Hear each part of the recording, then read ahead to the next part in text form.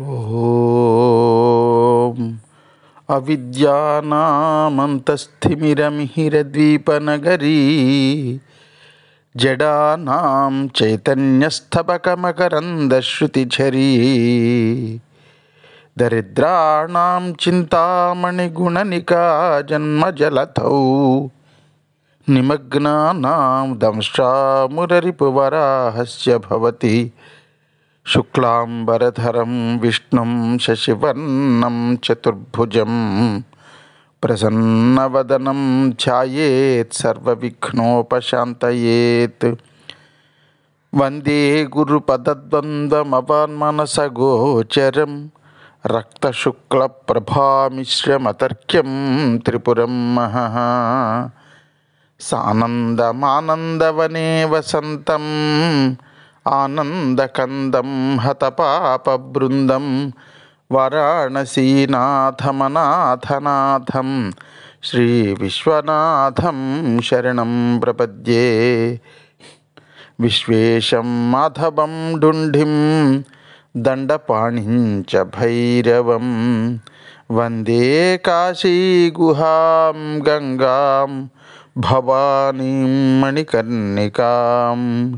హర నమః పార్వతీపతయే హర హర మహాదేవ శంభో శంకర. నారాయణమూర్తి ధ్రువుడిని, ప్రేయ్ నాయన, ఎప్పుడన్నా నువ్వు కాశీని చూసావుట్రా అని అడిగాడు. అడిగితే స్వామి చూడలేదు, అయితే రారా అని నారాయణమూర్తి తాను వెళుతున్నటువంటి ఆ కాశీనగరానికి గరుత్మంతుడి మీద తనతో పాటుగా కూర్చోబెట్టుకుని కాశీ క్షేత్రానికి తీసుకుని వెళ్ళాడు.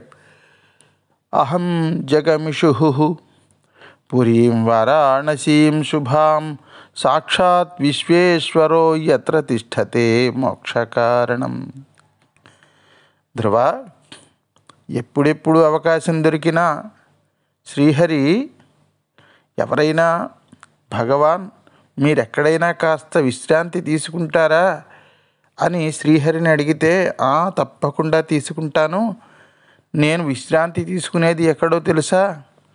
నేను కాశీ క్షేత్రానికి వెళ్ళి అక్కడ విశ్రాంతి తీసుకుంటాను అంటాడు.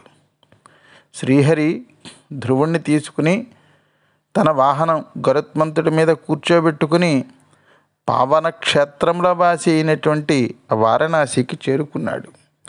ఆయన చేరుకున్నది కార్తీకస్య చతుర్దశ్యాం విశ్వేశం యో విలోకయేత్ స్వాత్వా చోత్తరవాహిన్యాం నతస్య పునరాగతి. విష్ణుమూర్తి గరుత్మంతుడి మీద ఎక్కినటువంటి వాడై ధ్రువుడితో కూడి క్షణంలో వారణాసికి వచ్చాడు. వాళ్ళు వారణాసికి చేరుకున్నటువంటి రోజు కార్తీక బహుళ చతుర్దశి. వారణాసికి చేరుకోగానే ముందుగా మణికర్ణికా ఘట్టం దగ్గర శ్రీహరి తాను స్వయంగా స్నానం చేశాడు, ధ్రువుడితో స్నానం చేయించాడు. ఆ తర్వాత అన్ని డుండి గణపతి, సాక్షి గణపతి, చింతామణి గణపతి, అలాగే విశాలాక్షి, భవానీ, అన్నపూర్ణ భవానీ వీళ్ళందరిది దర్శనాలు చేయించిన తర్వాత కాశీ విశ్వేశ్వరుడి యొక్క దర్శనం చేయించాడు. ధ్రువుడితో తాను స్వయంగా దర్శనం చేసుకున్నాడు శ్రీ మహావిష్ణుమూర్తి. ఆ తర్వాత కాశీలో ప్రతిష్ఠితమై ఉన్నటువంటి అనేక లింగములను దర్శించుకున్నారు. ధ్రువ, ఈ కాశీ క్షేత్రానికి నేను వచ్చి కాశీ విశ్వనాథుడి యొక్క కృప వలన అనేక ఫలితములను పొందినానయ్యా. ఈ కాశీ క్షేత్రం సామాన్యమైనటువంటి క్షేత్రం కాదు. ఇక్కడ పూసేటటువంటి ప్రతి పువ్వులోనూ వచ్చేటటువంటి వాసన విశ్వనాథుడిదే. ఇక్కడ ఉన్న ప్రతి చెట్టు, ఆ చెట్టుకు పూసే ప్రతి పువ్వు, పండే ప్రతి పండు, ఇక్కడ ఎగిరే ప్రతి పక్షి, ఇక్కడ ఉన్న ప్రతి ప్రాణి, అవన్నీ కూడా విశ్వనాథుడి స్వరూపాలేనయ్యా. నేను ఇక్కడ శివలింగాన్ని స్థాపించి పూజించి నా జీవితాన్ని సార్థకం చేసుకున్నానయ్యా ధ్రువ అని కాశీక్షేత్రం గురించి అంతా ధ్రువుడికి చెప్పిన తర్వాత, ఒరే ఇంకా బయలుదేరుదామా, ఇంటికి వెళ్దామా అని అడిగాడు. అడిగితే అప్పుడు ధ్రువుడు అన్నాడు, స్వామి మీరు వెళ్ళండి, నేను ఈ కాశీక్షేత్రానికి వచ్చిన తర్వాత నాకు మళ్ళీ ఇక్కడి నుంచి ఇంత తొందరగా వెళ్ళాలని లేదు. నేను ఇక్కడ ఉంటాను. ఇక్కడుండి కొద్ది రోజుల పాటు ఆ మహాదేవుణ్ణి పూజ చేసుకుంటాను, ఆరాధిస్తాను, అభిషేకం చేస్తాను, కాస్త తపస్సు చేసుకుందామని ఉంది ఇక్కడ విశ్వేశ్వరుడు గురించి అని అన్నాడు.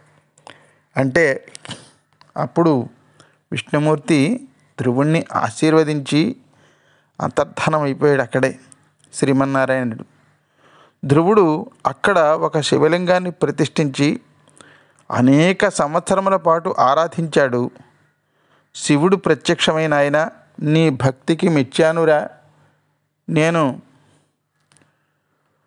నువ్వు స్థాపించినటువంటి ఈ శివలింగానికి ధ్రువేశ్వర శివలింగము అని పేరు పెడుతున్నాను అని మహాదేవుడు వారణాసిలో ఎవరెవరైతే లింగములను స్థాపించారో వాళ్ళ పేరే ఆ శివలింగానికి పెట్టేశారండి.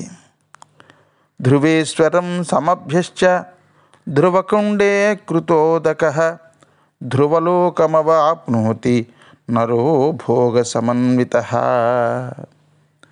ఎవరైతే కేవలం ఈ లింగరూపాన్ని దర్శించుకున్నంత మాత్రం చేత మానవుడు చేసుకున్నటువంటి పాపాలన్నీ తొలగిపోతాయి.